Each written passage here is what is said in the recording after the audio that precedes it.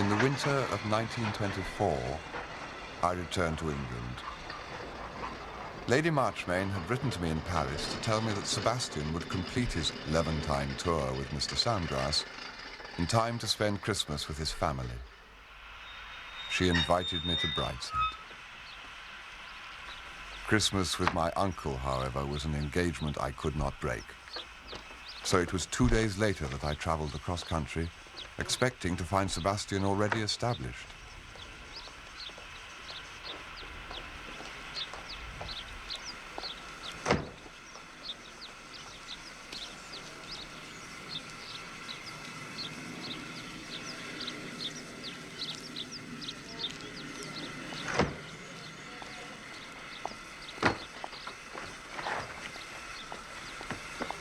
Thank you.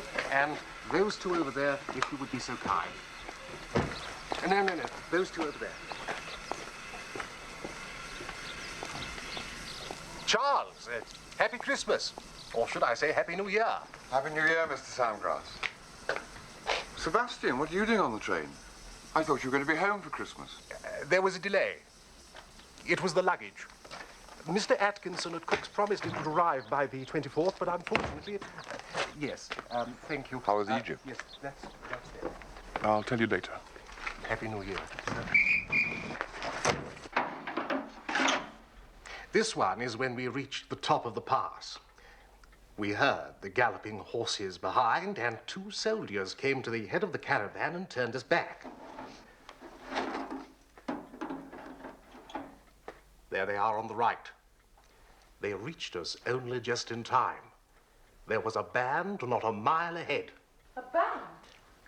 Goodness, a jazz band? Dear Lady Julia, no. I suppose the sort of folk music you get in those parts is very monotonous. Dear Lady Marchmain, a band of brigands. The mountains are full of them. Stragglers from Kemal's army, Greeks who got cut off in the retreat. Very desperate fellows, I assure you.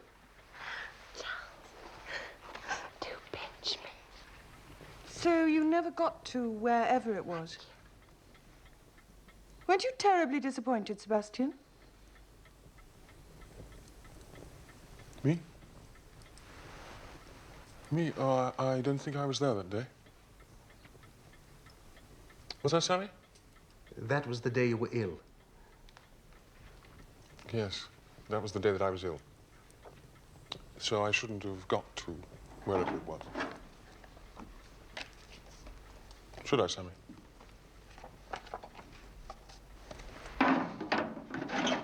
Sorry.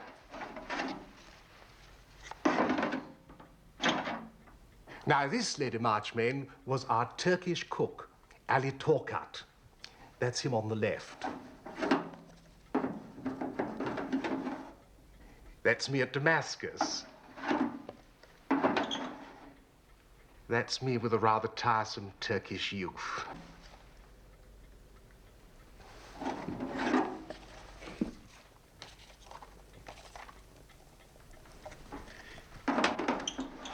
This is a group taken near Jericho, I think. No, Jerusalem. All ruins and mules and you. Where's Sebastian? Ah. He held the camera. He became quite an expert as soon as he learned not to put his hand over the lens. Didn't you, Sebastian?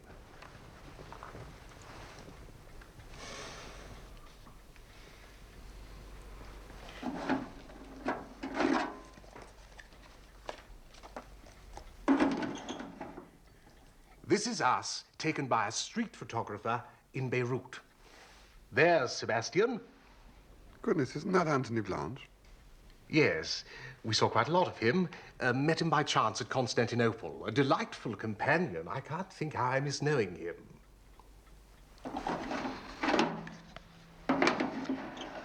Here we are again at Crac des Chevaliers. There's Anthony again. Yes, he came with us all the way to Beirut. Well, that's it, I'm afraid.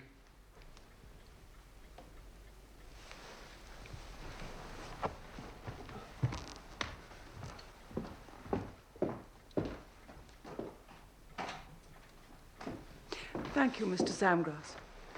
Must have been a wonderful tour for you both. May I have a word with you, Bridie? Of course, Mother.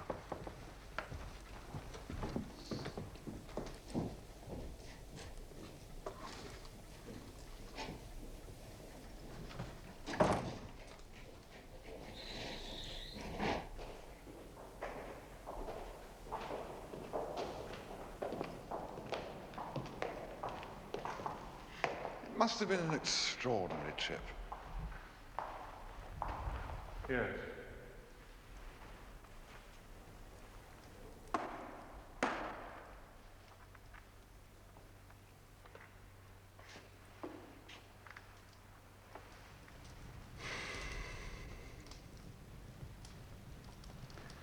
Did you ride a camel?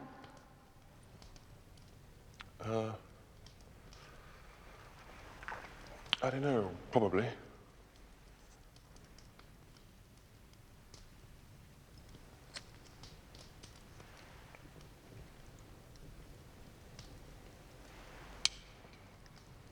Will you tell me about Paris, Charles?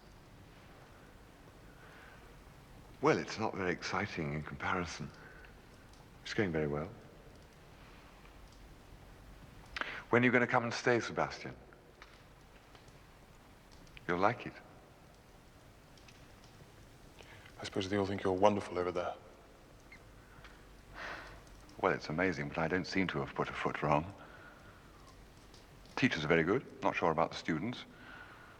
They never go near the Louvre.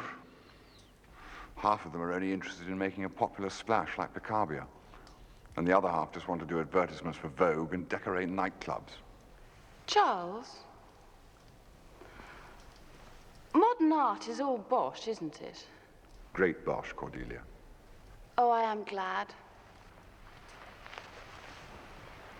Cordelia, why don't you run away and leave us in peace? Aren't you at all pleased to be home? Yes, of course I'm pleased. Well, you might show it. I've been looking forward to it so much.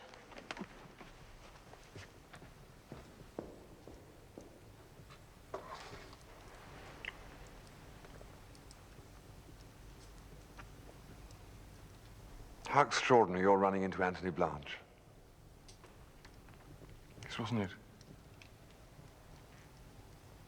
Dear old Antoine. Quite like old times. Excuse me, my lord.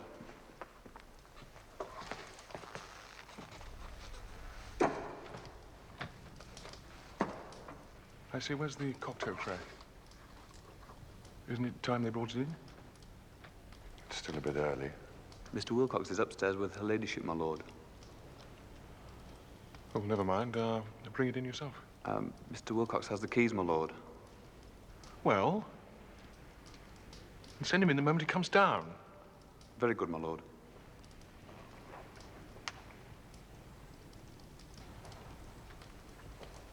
Yes. Extraordinary meeting Anthony like that. He's very changed. You wouldn't have recognized him. He'd grown a great beard in Istanbul.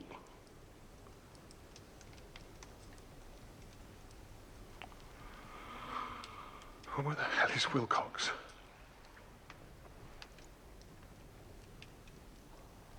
Very unbecoming, and I made him shave it off.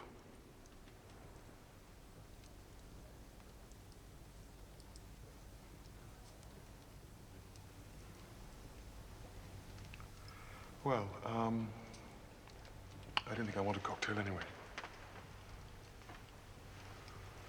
I'll go up and see Nanny, and then I'll have my bath.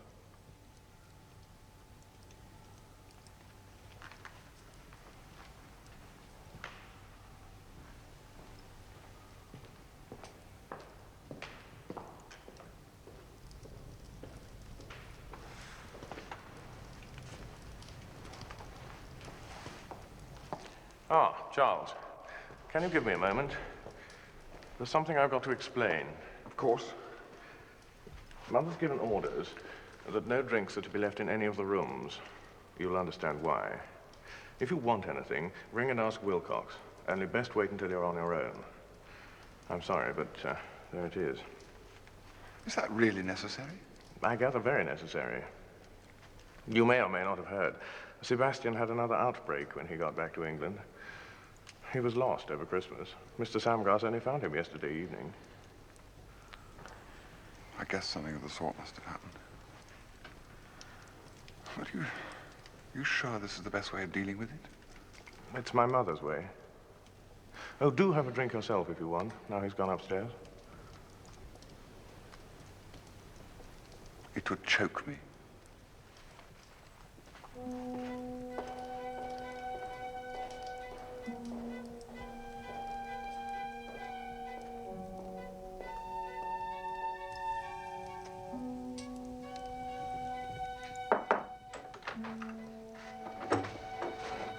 Hello, Nanny. I was looking for Sebastian. I thought he might be here. I told him he was looking peaky. All that foreign food, I don't suppose it agreed with him. He looked as though he'd been having some late nights, too, by the look of his eyes. Dancing, I suppose. And his shirt wanted darning. I told him to bring it here to me before it goes to the wash. Thank you, Nanny.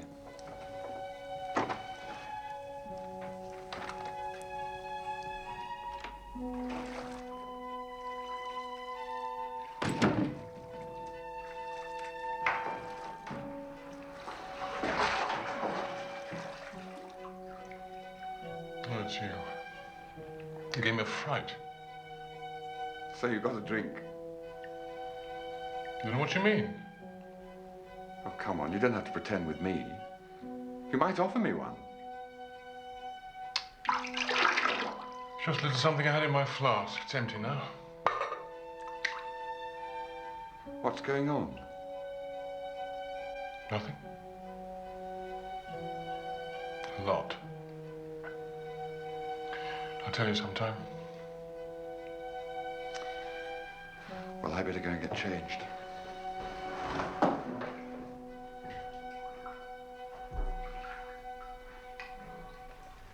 It is certainly true, Lady Marchmain, about the Levantine cuisine.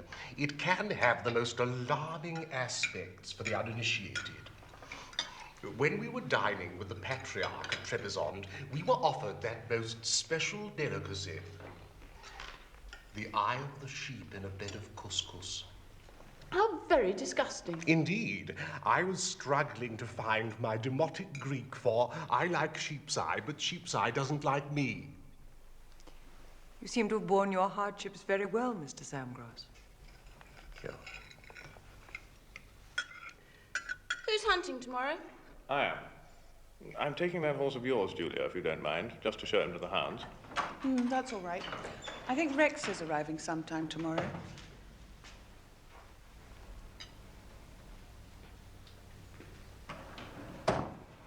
I suppose I better stay in and see him.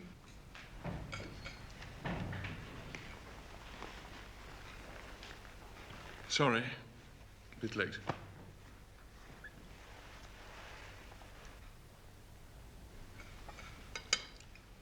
I promised an outing on Mr. Beelzebub tomorrow. Really, Cordelia, what an unfortunate name for a pony. You don't get the point, Mummy. Sister Bridget said that if you can ride the devil, you can ride anything.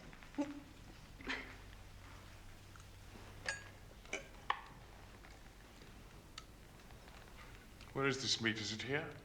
Yes, it is. Well, if it's here, I'd like to hunt, please. That's do something for me. Of course. Be delighted. I would have asked you, Sebastian, but you always used to complain of being made to go out. Well, tomorrow I'd like to. Well, it's perfectly simple, then. You can have Tinkerbell. She's been going very nicely this season. No, thank you. I'll have whiskey, please.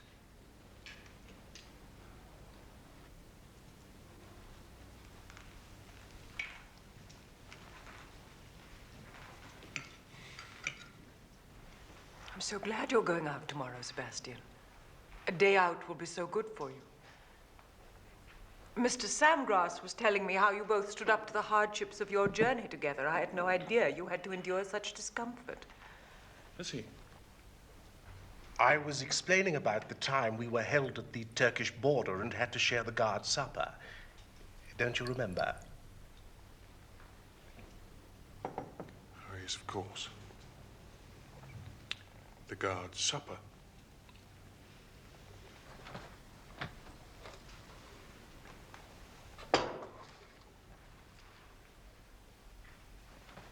Are you going to chapel tonight, Mummy? No, I don't think so. I think an early night will do us all good. Someone remind me to write out a note for the stables. I think Tinkerbell will suit you very well, Sebastian. You won't let me down tomorrow. Promise. You will try and look smart. Of course.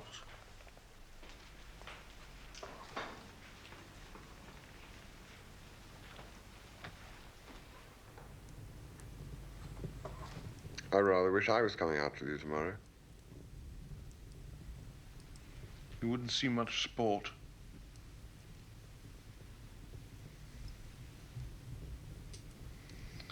Tell you exactly what I'm going to do. I shall leave Brideshead at the first cover. Hack across to the nearest pub and spend the entire day quietly soaking in the bar parlour.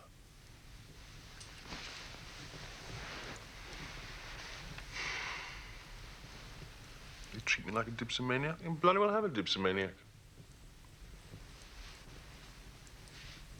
I hate hunting anyway. Well, I can't stop you. Can, as a matter of fact. By not giving me any money. I stopped my banking account, you know, in the summer. It's been one of my chief difficulties. Pawned my watch and cigarette case to ensure a happy Christmas. So I shall have to come to you tomorrow for my day's expenses. I won't.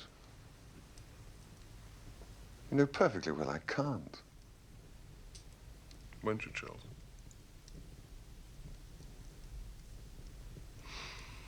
Oh, well, I dare say I manage on my own somehow.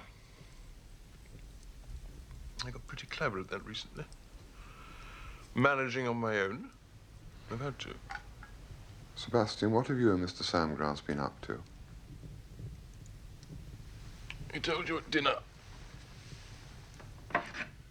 Ruins and guides and mules. That's what Sammy's been up to.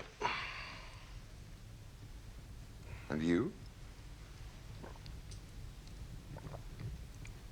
I suppose I may as well tell you. Since he unfortunately seems to have been very indiscreet about my happy Christmas, I gave Sammy the slip.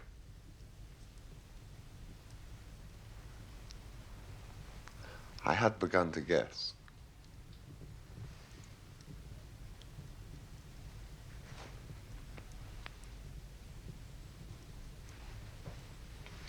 I got lucky at cards in Constantinople. And I was just enjoying a very happy hour in a bar when who should walk in but Anthony Blanche. With the beard and a very pretty little Jew boy. Anthony lent me a tenner to help me escape. Just before Sammy came panting in to recapture me. After that, he wouldn't let me out of his sight. But in Athens, it was easy.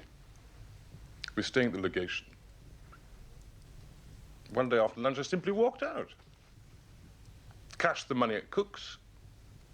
Found a sailor who spoke American. Lay up with him till the ship sailed and popped back to Constantinople. That was that. And didn't Sammy mind? He was a bit anxious at first. I didn't want to get the entire Mediterranean fleet out, so I cabled him saying, "Oh, quite well. Please send half the money to the Ottoman Bank and keep the rest for yourself." Poor old Sammy. Poor old Sammy. I almost feel sorry for him. In the end, I think he quite enjoyed himself, in his own ghastly little way. So here I am. After Christmas. Yes. I was determined to have a happy Christmas. Did you? I think so. Don't remember much about it. It's always a good sign, isn't it?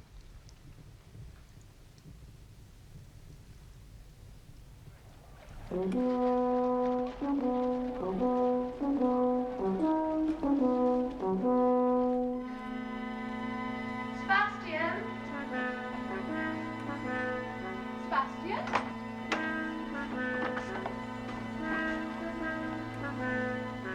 You can't go dressed like that. Do go and change. You look so lovely in your hunting clothes. They're all locked away somewhere. Gibbs couldn't find them. That's a fib. I helped get them out myself before you were called. You promised me. Well, there are all sorts of bits missing. Well, it just encourages the Strickland Venables. They've been behaving rottenly. They've even taken their grooms out of top hats.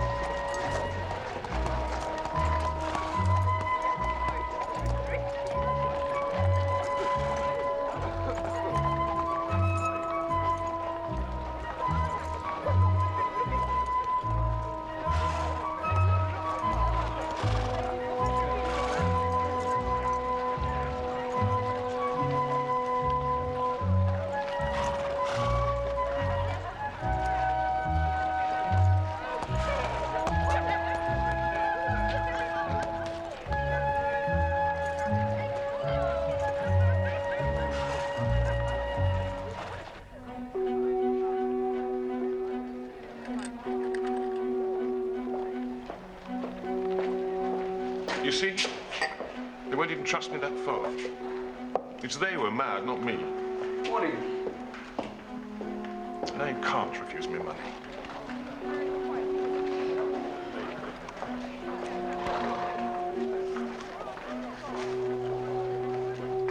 More.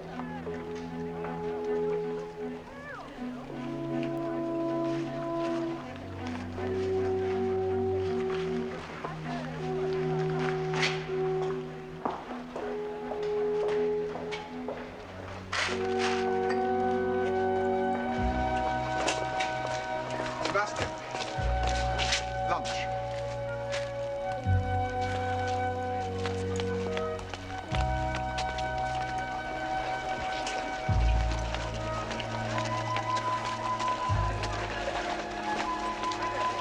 Morning, Sebastian.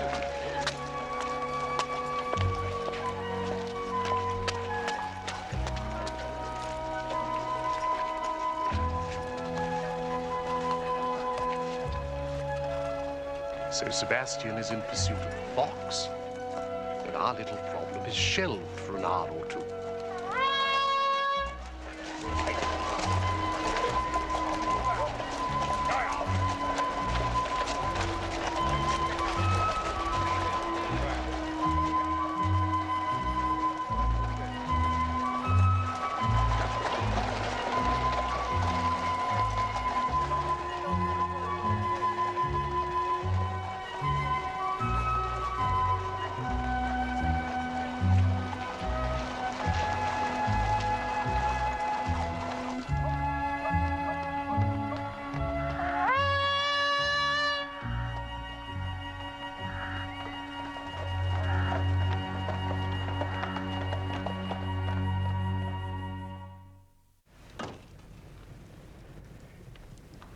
I heard all about your grand tour last night.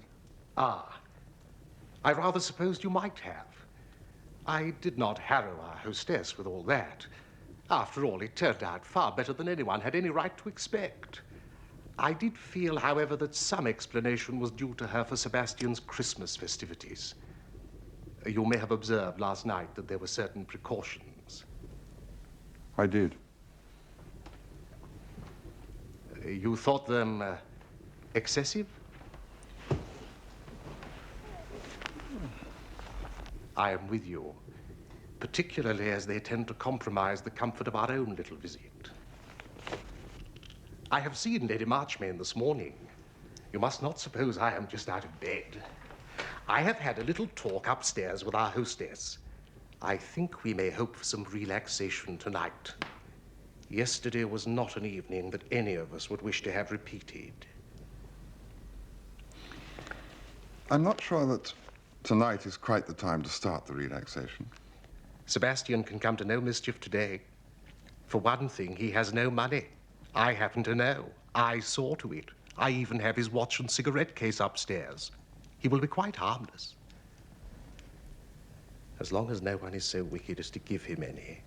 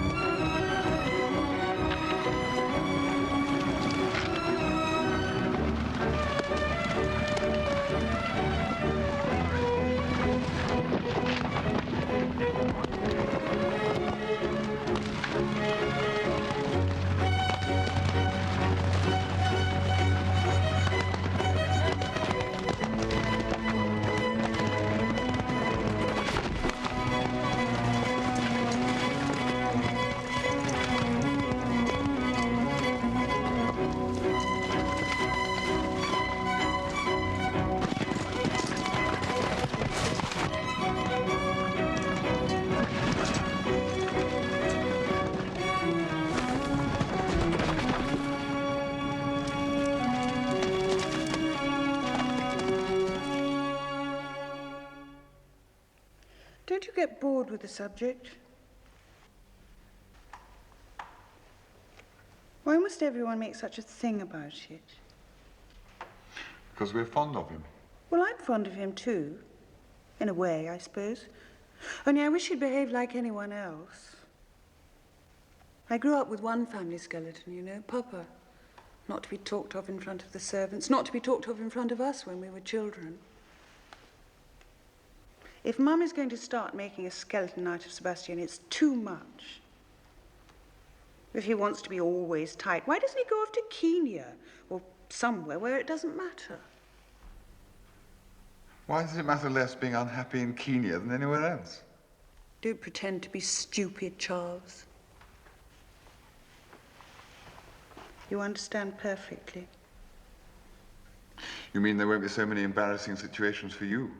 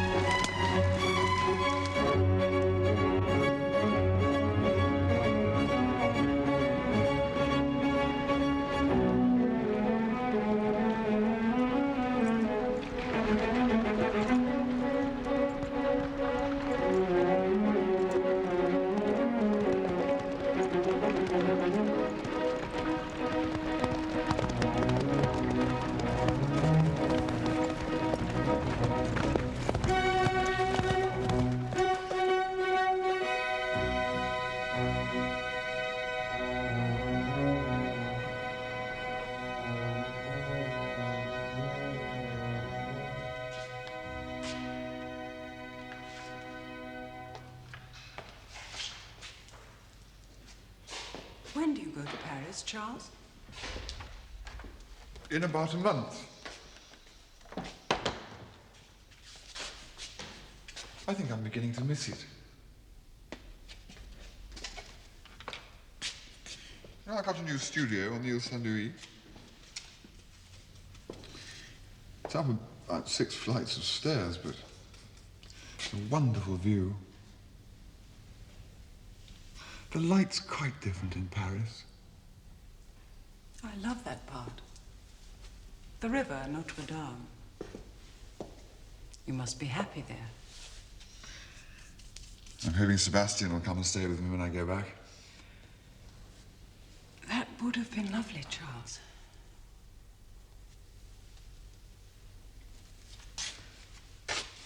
I hope he'll be coming to stay with me in London. You know that's impossible.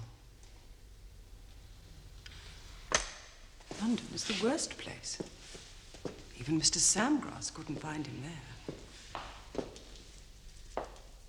We have no secrets in this house. He was lost, you know, all through Christmas. Mr. Samgrass only found him because he couldn't pay the bill where he was, so they had to telephone our house. It's too horrible. No, London is impossible. He can't behave himself here with us.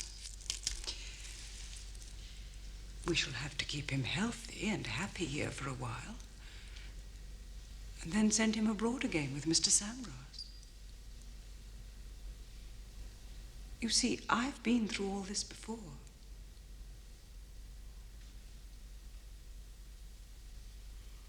I hope he's having a good day.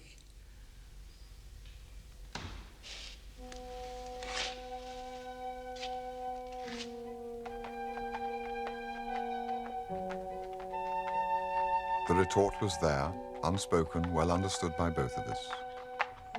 You couldn't keep your husband, he ran away. So will Sebastian, because they both hate you. Thus, with Julia and Lady Marchmain, I reached deadlock. Not because we failed to understand one another, but because we understood too well. The subject was everywhere in the house, like a fire deep in the hold of a ship. Yes, that is the reference. Yes.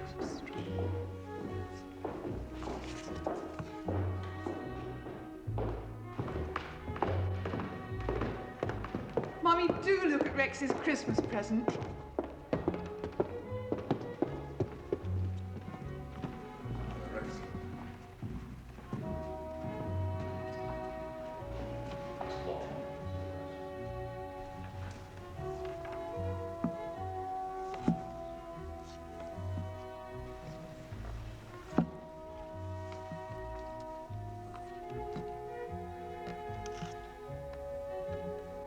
Dear me.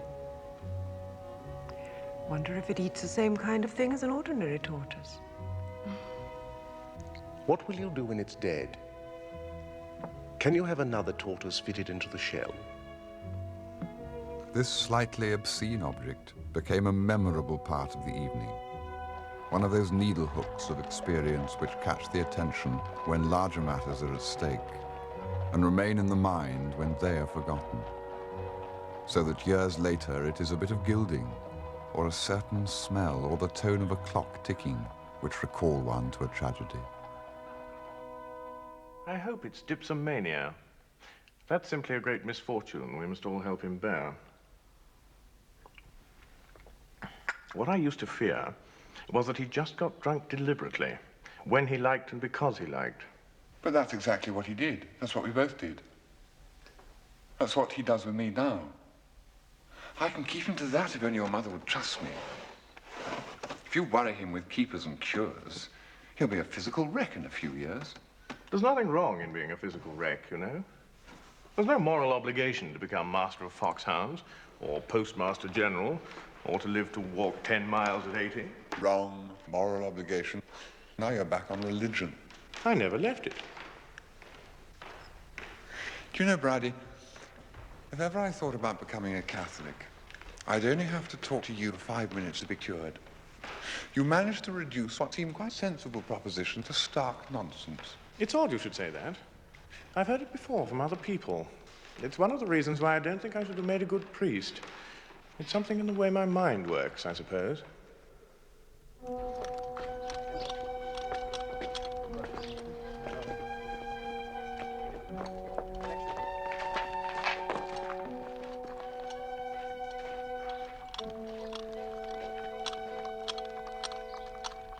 Send him to Boreethus in Zurich. Boreethus is the man. He performs miracles every day at that sanitarium of his.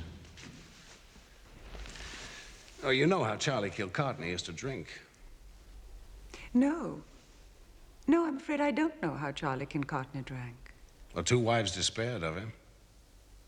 When he got engaged to Sylvia, she made it a condition that he go to Zurich and take the cure.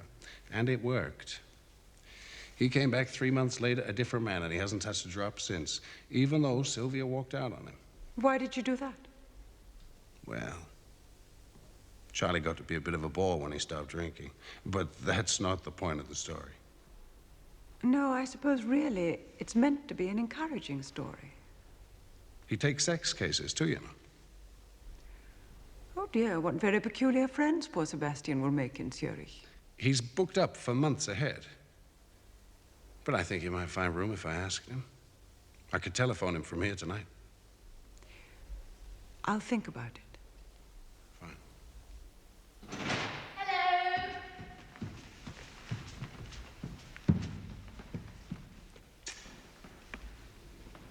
Hello, Rex. Hi, good evening.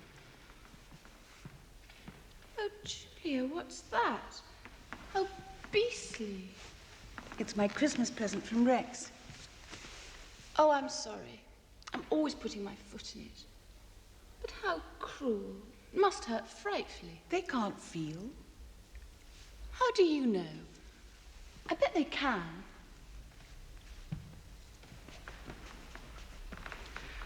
I've already had 1 tea at Mrs. Barney's, but I'm still hungry. It was a spiffing day. You should have seen Jean Stickland Venables when she fell off in the mud. Where's Sebastian? He's in disgrace. Coming out in that beastly rat-catcher's coat and that mean little tie like something from Captain Morven's Riding Academy. I just didn't recognize him in the meet. And I hope nobody else did. Why isn't he back yet? I expect he got lost.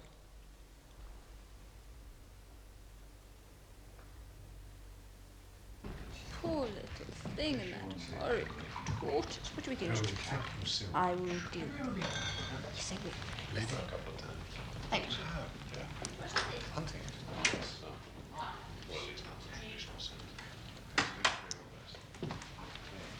Did I hear Lord Sebastian come back, Wilcox? Yes, my lady, he's just arrived.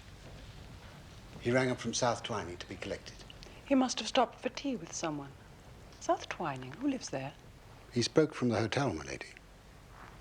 South Twining? Goodness, he did get lost. Thank you, Wilcox.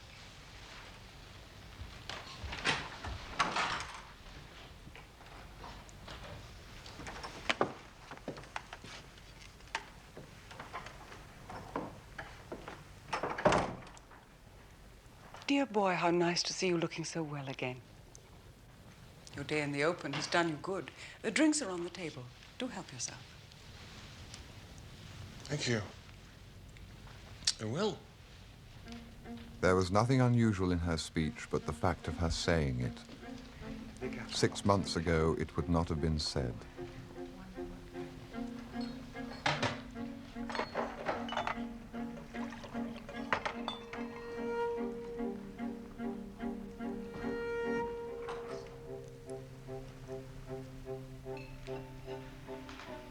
That horse of yours, Bridie. It's no damn use.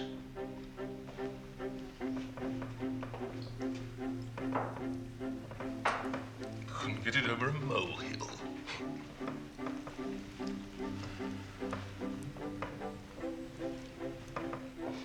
expect me to keep up with the rest of the field. Even if I wanted to. Don't sit too long, Bride.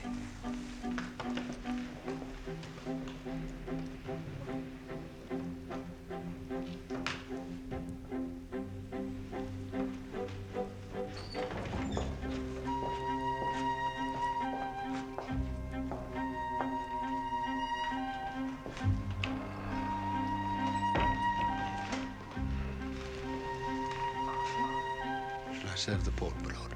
Yes, thank you.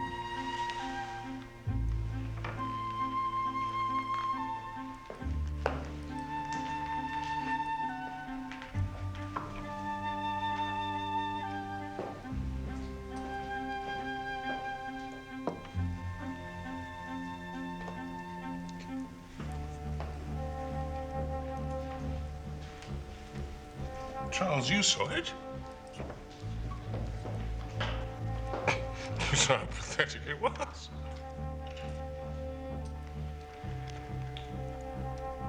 You saw it. A blow, expected, repeated, falling on a bruise, with no smart or shock of surprise. Only a dull and sickening pain and the doubt whether another like it could be borne. That was how it felt sitting opposite Sebastian at dinner that night.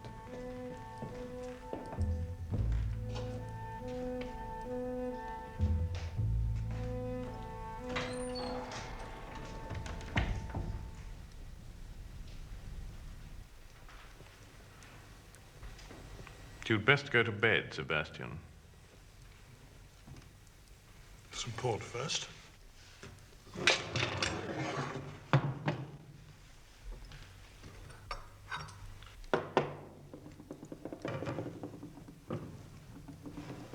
Have some port if you want it, but don't come into the drawing room.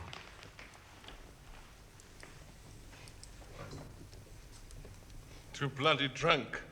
Like olden times.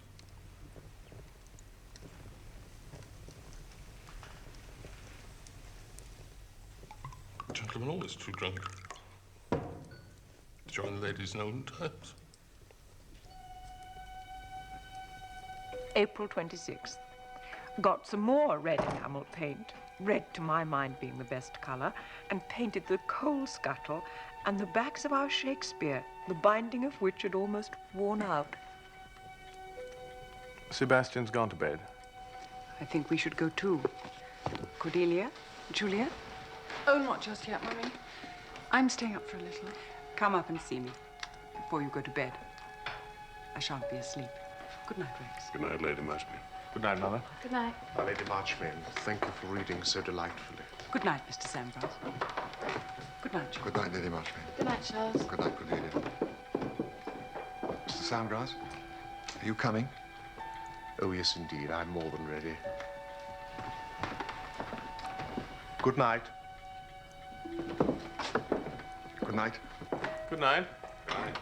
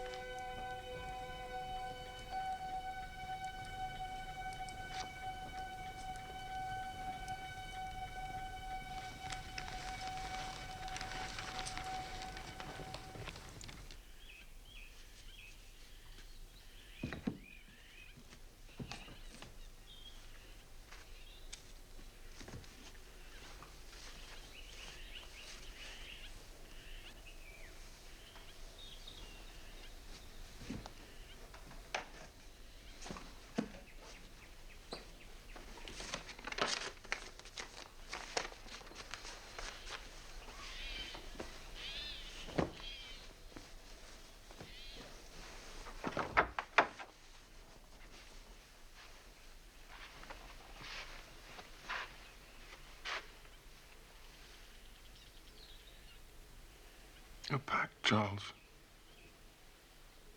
What's happening? I'm going.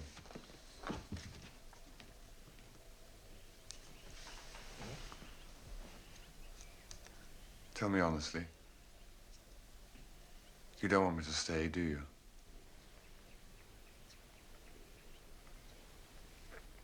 No, Charles. I don't believe I do.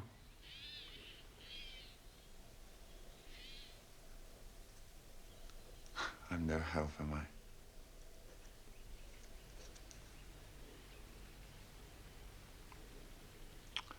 I? No help.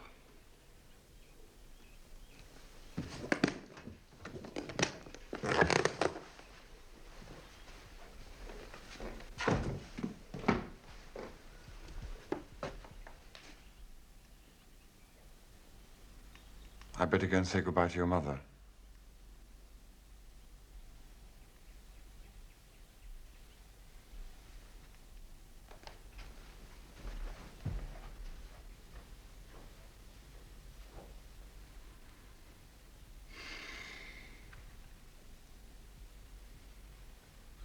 The problem is I've got a tremendous amount of work to get done before I go back to Paris.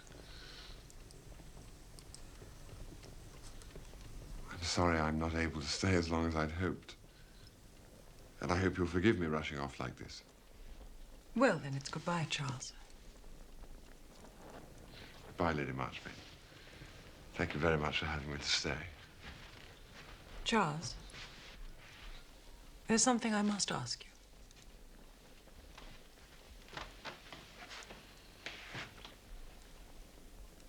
Did you give Sebastian money yesterday? Yes. Knowing how he was likely to spend it? Yes.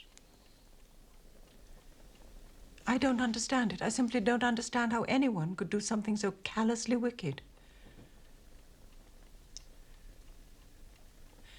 I'm not going to reproach you. God knows it's not for me to reproach anyone. Any failure in my children is my failure. But I don't understand it. I don't understand how you could have been so nice in so many ways and then do something so wantonly cruel.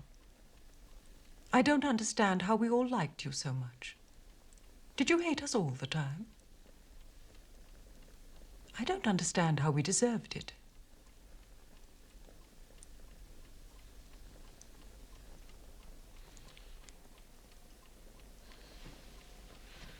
Goodbye.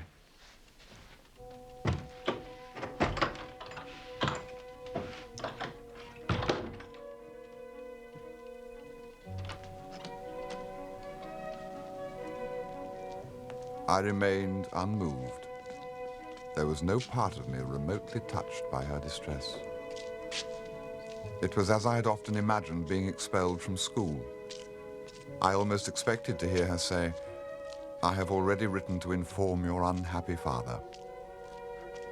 But as I drove away, I felt that I was leaving part of myself behind, and that wherever I went afterwards, I should feel the lack of it and search for it hopelessly, as ghosts are said to do.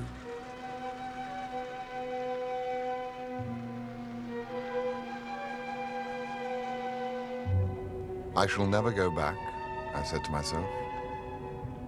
A door had shut, the low door in the wall I had sought and found at Oxford. Open it now, and I should find no enchanted garden. I had come to the surface into the light of common day after a long captivity in the sunless coral palaces and waving forests of the ocean bed. I have left behind illusion, I said to myself. Henceforth, I live in a world of 3 dimensions with the aid of my 5 senses. I have since learned that there is no such world. But then, as the car turned out of sight of the house, I thought it took no finding, but lay all about me at the end of the avenue.